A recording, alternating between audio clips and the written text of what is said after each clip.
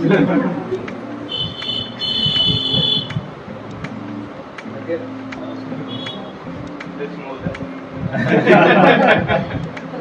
महोदय बोलना पड़ेगा।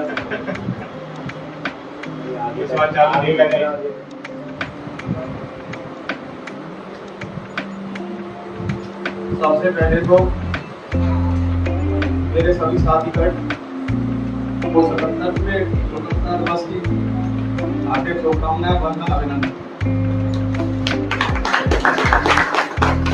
इसी क्रम में स्वतंत्रता दिवस के उपलक्ष्य में भारत मां को नमन करते हुए, गुरुजनों के चरणों में चरण स्पर्श करते हुए,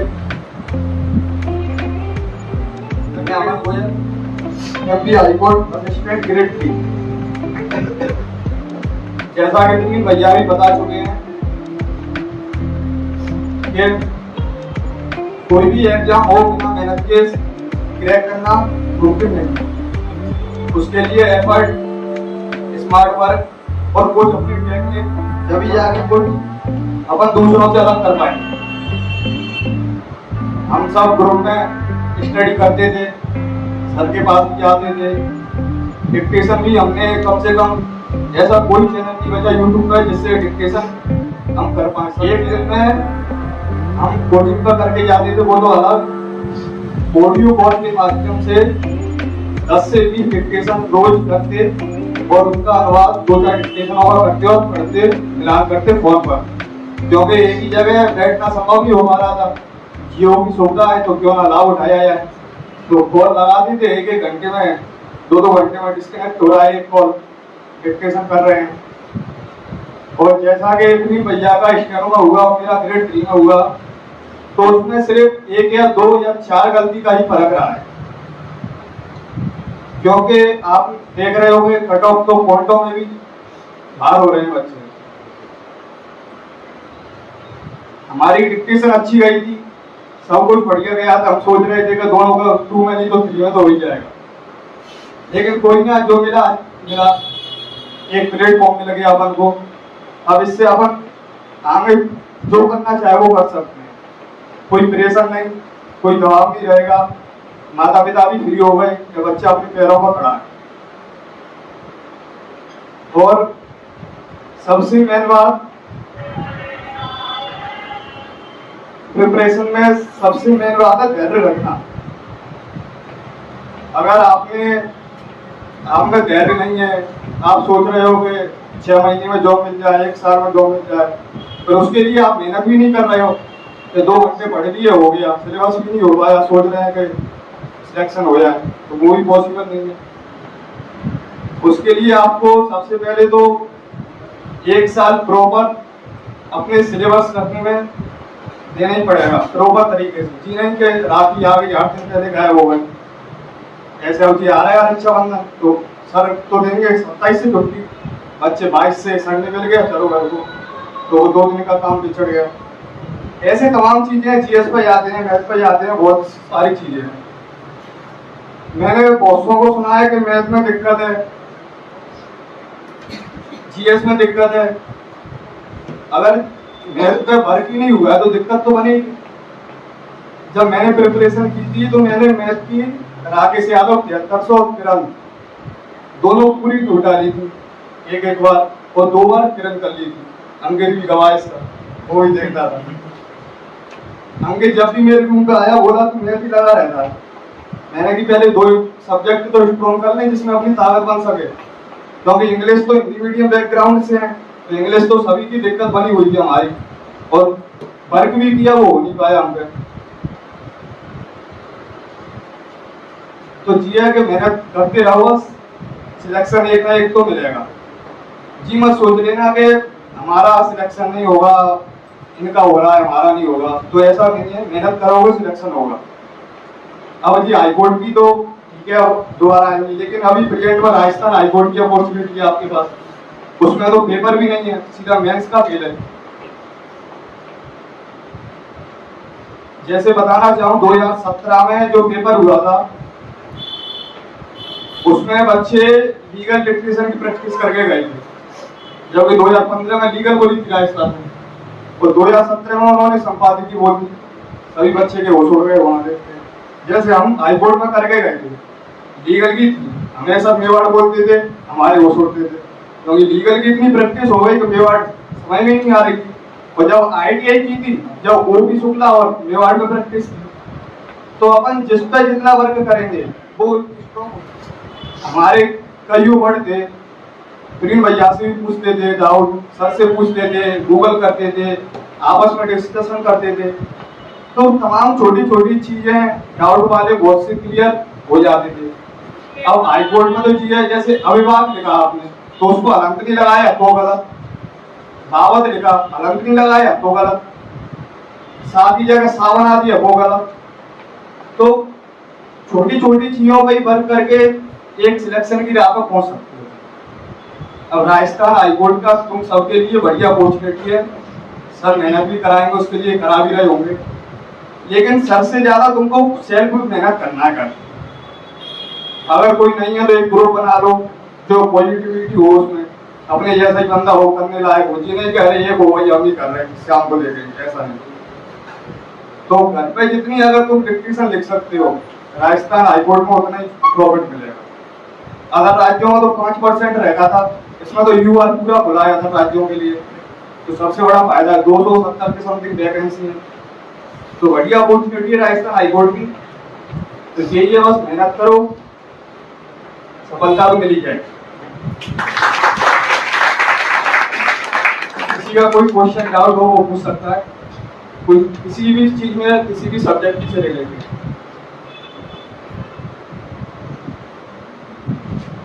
आगे तो घबराए हुए रहते हैं। अब तो वही समस्या यही है। हाँ, क्या पूछ रहे हैं पता चले अभी नहीं पूछ रहे, ये क्या मन में है, ये कल हमारे लिए पूछेंगे। नहीं अभी भी उनके मन में है, लेकिन हाँ, बोल नहीं पा रहे, बोलना चाहिए। क्या है कि सिलेक्शन वाली बात है, अब ये थोड़ी ना कि नहीं साहब अगर नहीं पूछेंगे तो कोई दिक्कत नहीं है, पता चले वो चीज़ पेपर में देखना पड़ रही है तो दिक्कत आएगी। और मैं तो जी कहना चाहूंगा, तुम्हें कहीं से भी अपने फायदे के लिए सोर्स मिल रहा हो उसको ग्रहण करो। जी मत देखो कि जी क्या है वो क्या, अपन को सिलेक्शन लेना है, किसी और को नहीं। तुम्हारे पड़ोसी रिश्तेदार सब ताने देते रहेंगे जब तक सिलेक्शन नहीं होगा। मेरा जब सिलेक्शन हुआ, घर मैंने बताया तो मैं घर बता ही नहीं पाया, इतना इमोशनल हो गया। मैंने छोटे भाई को फोन पकड़ाया, मैंने की तू बता घर पर, तब 15-20 मिनट में रिलैक्स हो गए, फिर बात की मैंने। तो वो इमोशन जो था देखने लायक वो मैंने फील किया, और सिलेक्शन के बाद आप भी फील करोगे। इसलिए मेहनत करो, सिलेक्शन तो हो ही जाएगा, कोई डाउट नहीं है। हाँ, कोई डाउट वगैरह नहीं है। मैथ से, इंग्लिश से, कोई भी सब्जेक्ट में दिक्कत, इंग्लिश से पूछ लो प्रभु, SSC आ गई, राजस्थान दोगे। इंग्लिश में प्रेजेंट टाइम पे देखा जाए तो सबसे मेन खेला वोकैब का। वोकैब के लिए तमाम चीजें आ रही हैं, ब्लैक बुक है, और भी पिनेकल की अब प्रीवियस ईयर आ रहे हैं। SSC अगर किसी को करना है वो कुछ ना करे, सिर्फ प्रीवियस ईयर को 2018 से लेकर 23 तक जितने भी एग्जाम हो चुके हैं उनकी वोकैब, ग्रामर और सारे सेट लगा दें अगर पॉसिबल हो सके तो, समझ के गारंटी है इंग्लिश में इम्प्रूव हो जाएगा। और वोकैब तो सुबह उठ के या जैसा भी सूटेबल बने, रोज पर डे बेसिस पे, जैसे दवाई लेते हैं सुबह से हम वैसे लेना है, चाहे याद हो चाहे ना हो। तुम्हें लगेगा कि याद नहीं हो रहा, समय जा रहा है, तो समय नहीं जाएगा, तुम्हें पेपर में महसूस होगा कि हाँ वो पढ़ा हुआ था कि आ गया, क्लियर हो जाएगा। कॉम्प्रिहेंशन में तो रीडिंग स्किल अच्छी होनी चाहिए, न्यूज़पेपर पढ़ो, और उसके लिए तो अगर वोकैब याद है तो कॉम्प्रिहेंशन में 5 क्वेश्चन आते हैं SSC में। स्केड्यूल की बात नहीं कर रहा मैं, सीजीएल की बात कर रहा हूँ। तो 5 में से 2 क्वेश्चन रहेंगे ग्रामर बेस्ड, प्रीपोजिशन आ गया, इजारम वर्ब का आ गया कुछ, या एडवर्ब आ गया, तो वो ग्रामर से होगा। और 2 क्वेश्चन वोकैब के रहेंगे समझ के कि पहला कॉम्प्रिहेंशन क्या बोलना चाह रहा है और उसमें कौन सा बड़ा है। और 1 क्वेश्चन रहेगा जो पूरी रीडिंग के बाद बनेगा, तो एक के चक्कर में ना पड़ो, 4 तो करो। तो कॉम्प्रिहेंशन का यही है, और जिसकी इंग्लिश अच्छी है वो तो कर ही देगा, रीडिंग अच्छी है उसकी। और कोई क्वेश्चन? चलो बहुत बढ़िया। आप लोगों को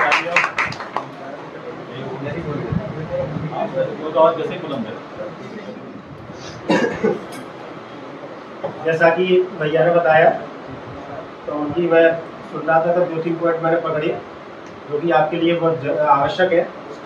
सबसे पहला, अपने अंदर एक हैबिट बनाओ रिवीजन करने की।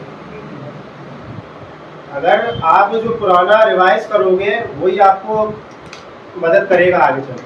आप अगर सोचो कि आज पढ़ लिया, अब उसको पढ़ लिया, अब क्या छोड़ो उसको अगले महीने करोगे तो कुछ नहीं होने वाला। जो आपने पढ़ा है उसको रिवीजन करते जाओ। मेन चीज एक यही है कि आप सबसे पहले अपने अंदर एक हैबिट लाए कि हमने जो पढ़ा है उसको रिवीजन करना है।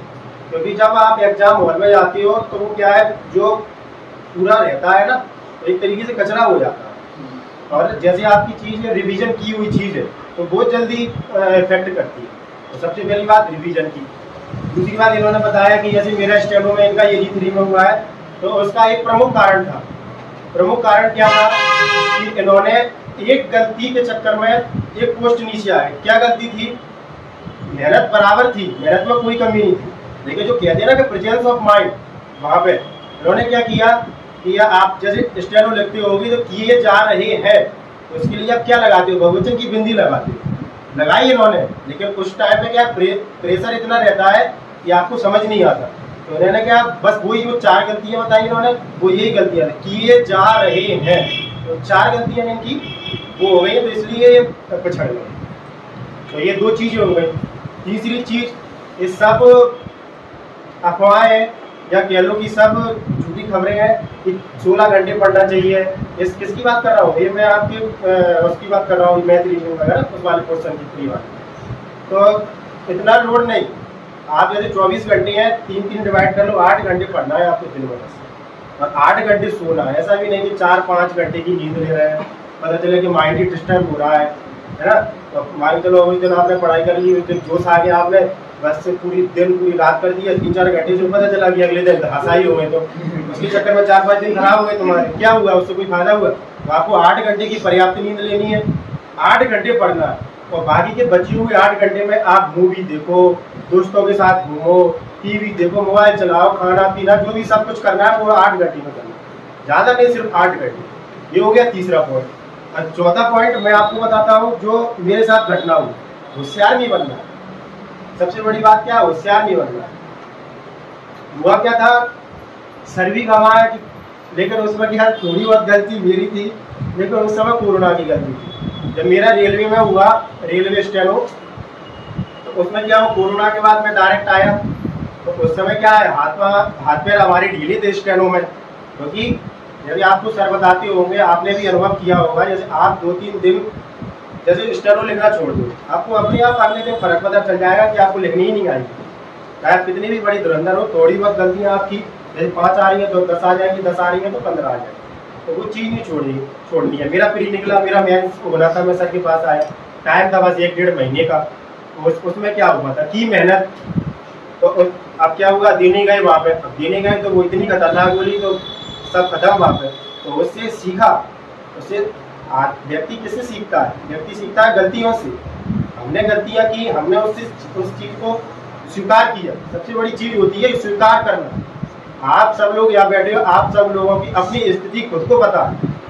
इतना मैं, सर, कोई भी घर वाले, किसी को नहीं पता कि आपकी स्थिति क्या है, आप क्या कर रहे हो दिन भर में, कहाँ घूम रहे हो, क्या कर रहे हो, कितना समय पढ़ रहे हो, कितना नहीं पढ़ रहे। आप सब लोगों को यही पता है कि आप लोग क्या कर रहे हैं। तो उस चीज़ को रियलाइज करो, उस चीज़ को स्वीकार करो कि कहाँ गलती है हमारी। तो एक वही फिर मैं बताऊंगा कि सर का मार्गदर्शन, फिर उसके बाद जैसे असफलता मिली, जैसे एक दो एग्जाम और निकले, उसमें भी असफलता मिली, लेकिन छोड़ा नहीं। अगर वहीं छोड़ देते, हार मान लेते, नहीं आप कुछ नहीं होना, किस्मत ही खराब। सबसे बड़ा दोष हम किस्मत को देते। किस्मत खराब नहीं होती। अगर आप सोचो कि किस्मत खराब है, हम बोलते हैं कि हमारा तो आज दिन ही खराब है, हमारा तो साल ही खराब है। साल या दिन या किस्मत कुछ नहीं खराब होती है, बुरे या अच्छी होती है हमारे कर्म। सबसे बड़ी बात यही है कि अगर बुरा या अच्छा कुछ है तो वो सिर्फ हमारे कर्म है कि आपने किस प्रकार से कर्म किया है। कर्म आप करोगे, फल आज नहीं कल आपको मिलना ही है, ये निश्चित है। तो अब जैसे कई बार आप हम बिल्कुल जैसे कहती है कि गेट पर खड़े हो गए, जैसे एक किसी ने लात मार दी हो नौकरी से, लेकिन सर का मार्गदर्शन, सर के साथ मिलना जुलना, सर तो है, लेकिन अगर दिल से कहूँ तो बड़ा भाई माना है मैंने इनको, तो इन्होंने बड़े भाई की तरह भी ट्रीट किया है और एक गुरु की तरह भी ट्रीट किया, तो इनका बहुत बड़ा योगदान है, मैं फिर से बोलूँगा। तो फिर भी आप एक कंटिन्यूटी भी बहुत जरूरी है, निरंतरता, एक कोचिंग में हो, कोचिंग आने की हो, पढ़ाई की हो, स्टेनो की हो, तो वो बहुत जरूरी है आपको ये छुट्टी। अब सर अभी तो सर बहुत ये समझ लो हमारे टाइम में बहुत स्ट्रिक्ट थे, वैसे अगर दीपावली की 5 दिन की छुट्टियां है तो ये समझ लो कि काम इतना कि 2-2 3-3 कॉपियां तो भर के लानी पड़ती थी हमें। आप लोगों को इतना नहीं होगा, आप लोगों को जैसे टेस्ट होता होगा, सैटरडे होता होगा, आपको कितने पेज मिलते होंगे, जैसे गलतियां निकलती होंगी, एक पेज में एक पेज में करके लाते होंगे, 2 करके लाते, और तो 10-10 पेज करके लाए। अब सोचो कि सर उस टाइम में कितने वो थे, अब तो बहुत कम हो गए। उस समय की अहमियत को समझो, बहुत अच्छी अपॉर्चुनिटी है। और फिर हम योगेश भाई बताएंगे, फिर हम और कुछ पकड़ेंगे, फिर आपको फिर बताएंगे।